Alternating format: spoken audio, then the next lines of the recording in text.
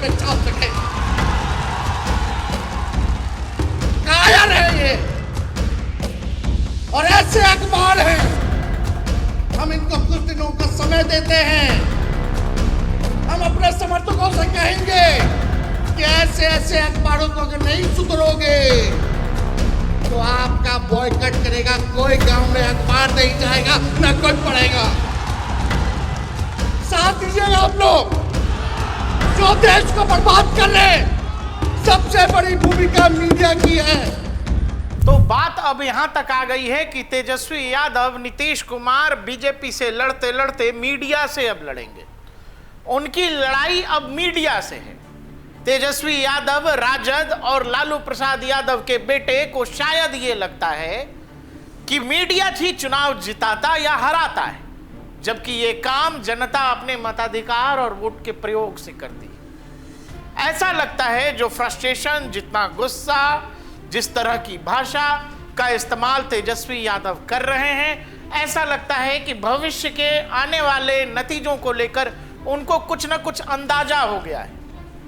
वो सीधा धमका रहे हैं कि हम हमारे लोगों से कह देंगे कि कोई अखबार वालों को घुसने नहीं देगा। अब तेजस्वी यादव ये तय करना चाहते हैं कि कौन सा अखबार क्या लिखेगा या नहीं लिखेगा, कौन सी खबर को प्रमुखता दी जाएगी या नहीं दी जाएगी। नेताओं के अंदर ये वाली बात पिछले 10-12 सालों में ज्यादा घर कर गई है, खासकर विपक्ष के नेताओं में, जिनको ऐसा लगता है कि मीडिया इस देश में किसी को जिताता और दूसरे पक्ष को हराता है। जैसे कि 2014 से पहले सब कुछ बिल्कुल ठीक ठाक था, लेकिन अचानक 2014 के बाद एक वर्ग हमेशा आपको मीडिया में ये बोलता मिल जाएगा कि ये वाला मीडिया जो है ऐसा करता है, ये मीडिया वैसा करता है।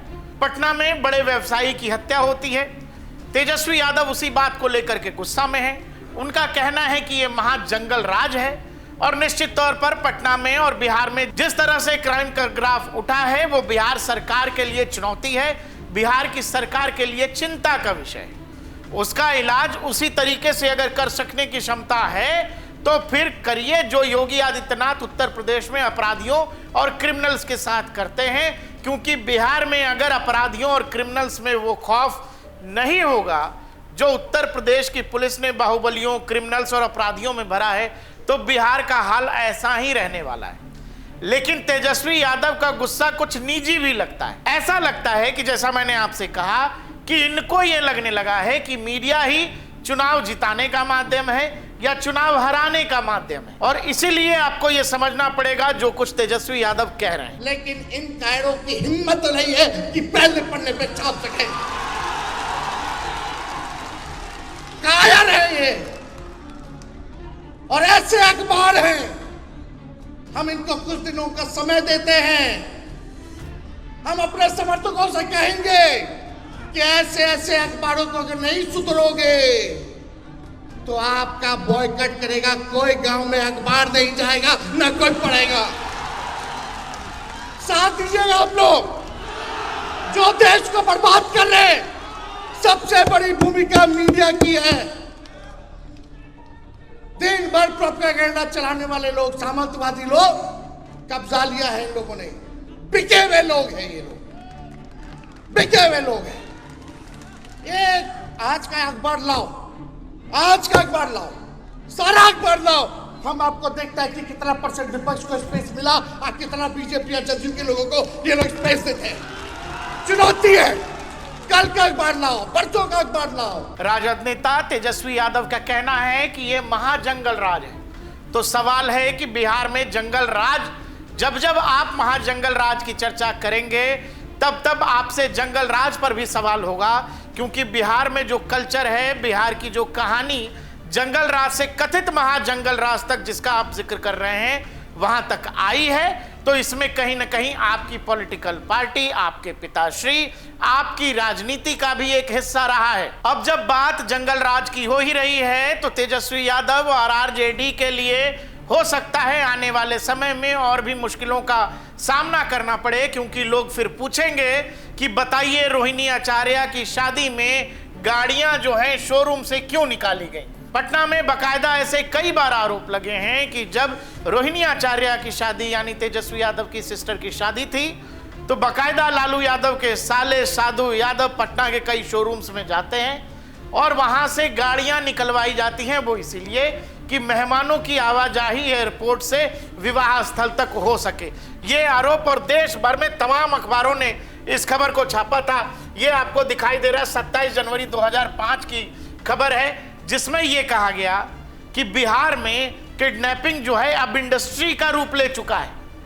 2005 का जिक्र मैं कह रहा हूं, जब बिहार में, देश में अलग अलग राज्यों में जब अलग अलग इंडस्ट्री पनप रही थी, बिहार में एक इंडस्ट्री पनप रही थी, वो था किडनैपिंग उद्योग। 1990 से लेकर 2005 के बीच में 32,000 केस बिहार में केवल किडनैपिंग के रजिस्टर्ड हुए, जिसमें आप व्यवसायी हैं, जिसमें आप डॉक्टर हैं, जिसमें आप इंजीनियर हैं, आप स्टूडेंट हैं, तो आपका अपहरण हो जा रहा था। यह तब की घटना है, 32,000 केसेस। इसके अलावा उस दौर में कुछ केसेस का जिक्र मैं इसीलिए कर रहा हूं क्योंकि बिहार में जब भी जंगल राज का जिक्र कोई भी करता है तो अनायास ही ये चीजें याद आ जाती हैं। आप चंपा विश्वास रेप केस पढ़िएगा। एक आईएएस का परिवार सालों तक दरिंदगी का शिकार होता रहा। वो दौर वही था जिस समय लालू प्रसाद यादव और आरजेडी सत्ता में थे। टाइम्स ऑफ इंडिया की खबर है 2002 की, 24 मई 2002, जिसका मैंने आपसे जिक्र किया, जिसमें कहा जा रहा है Employees of the Carlo Maruti automobile showroom on the Boring Road here were allegedly forced to offer 10 brand new air-conditioned Maruti vehicles, including Altos and Wagonars, by muscle-man type politician on Thursday. नाम नहीं लिखा है साधु यादव का, muscle-man type politician पहुंचे थे boring road वाले मारुति के showroom में और वहां से ऑल्टो और वैगनार्स ले लिए गए थे। ये रोहिणी आचार्य की शादी का जिक्र है। अब सवाल है कि क्या आज के दौर में बिहार में चाहे कोई कितना बड़ा बाहुबली हो, क्या ये कर सकने की हिम्मत रखता है कि आप किसी शोरूम में जाएंगे, 10-20 गाड़ियां निकाल लेंगे? और ये हुआ है, 2002 की घटना है। टाइम्स ऑफ इंडिया की आर्काइव फाइल मैंने लगाई हुई है। इसके अलावा क्या कहा गया किडनैपिंग के बारे में, जो मैंने आपको बताया कि किडनैपिंग एक दौर में वहां पर उद्योग का रूप ले चुका था।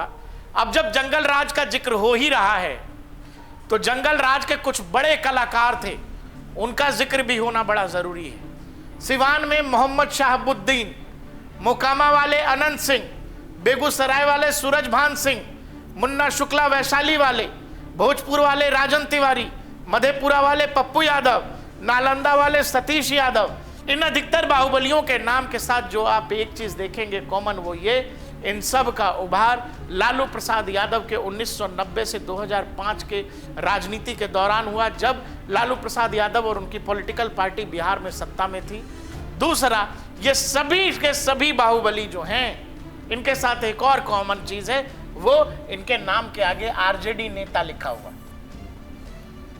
ये हर बाहुबली कभी न कभी या तो आरजेडी में शामिल रहा या बाद में इसने आरजेडी छोड़ दिया, यानी राजद और बाहुबलियों का साथ पुराना रहा है। इसीलिए बार बार लालू प्रसाद यादव और आरजेडी पर इस बात का आरोप लगता रहता है कि बिहार को जिस जंगल राज में ढकेला गया, बिहार आज भी उससे जूझ रहा है और उसके छाप आज भी बिहार में अलग अलग जगहों पर है। वो जंगल राज का पुराना इतना भयंकर इतिहास है, भयावह काला अध्याय है, जिससे बिहार को निकलने में आज भी समय लग रहा है। लेकिन इन कायरों की हिम्मत नहीं है कि पहले पन्ने पे छाप सके।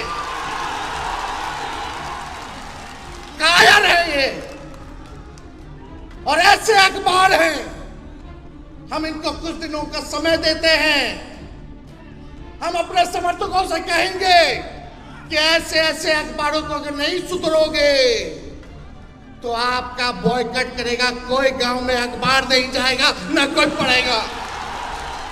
अब सवाल है कि तेजस्वी यादव जब इतने गुस्से में हैं और उनको ऐसा प्रतीत होता है कि मीडिया शायद किसी को जिताने और किसी को हराने के लिए काम कर रहा है, तो तेजस्वी यादव से सवाल है कि अगर उन्हें लगता है कि बिहार में महाजंगल राज है, तो वो जनता के बीच क्यों नहीं जाते? जनता के बीच ही लगातार अपनी बात आप क्यों नहीं रखते?